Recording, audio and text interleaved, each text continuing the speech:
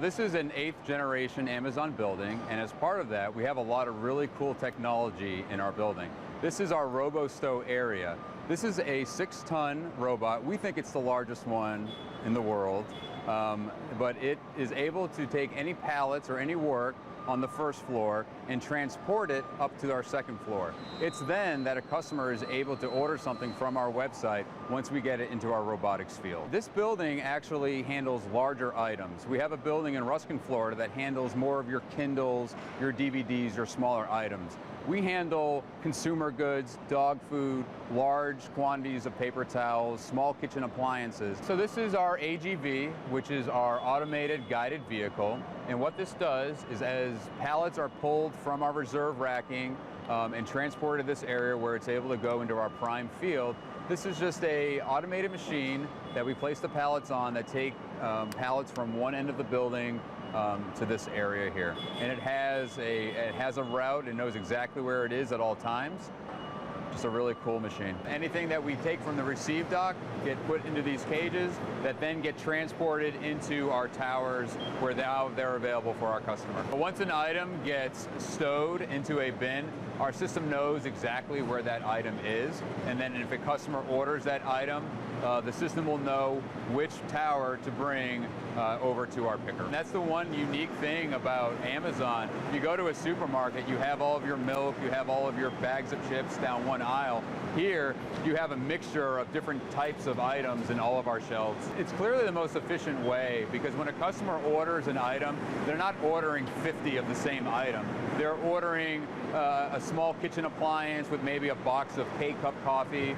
It's just best for us to have all of these items everywhere in our field. We even incorporate our technology into our packing process.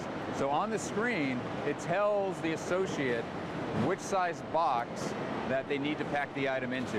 It takes a lot of the guesswork out of what they're doing, and it also saves on material costs by us packing it into the smallest box possible, and it helps us maintain our trucks where we're not overloading our trucks with boxes that are too big for the items. It just helps us from a green, economical transportation side of it.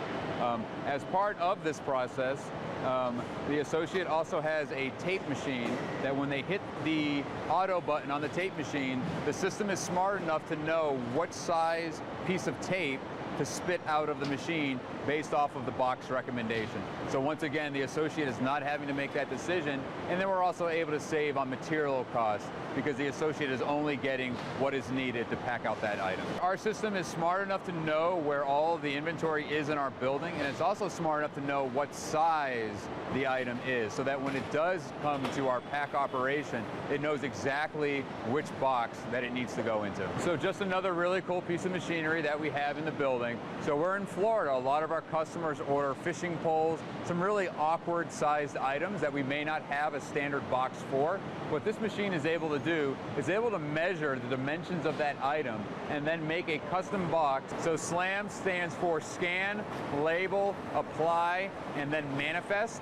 And the way this works is you saw how everything got packed by the associate. The scanner up at the top, the scanner tunnel, reads that barcode that the associate applies to the box. That box then travels onto a scale where it gets weighed. So as I said, our software is smart enough to know how big an item is and also how much it weighs. So if there's any discrepancy between how much the system thinks the item should weigh and how much the box actually weighs, it will then kick out. But most of the time, a shipping label just gets applied to our box, and then our takeaway takes it over to our ship dock area where it then gets loaded onto a truck.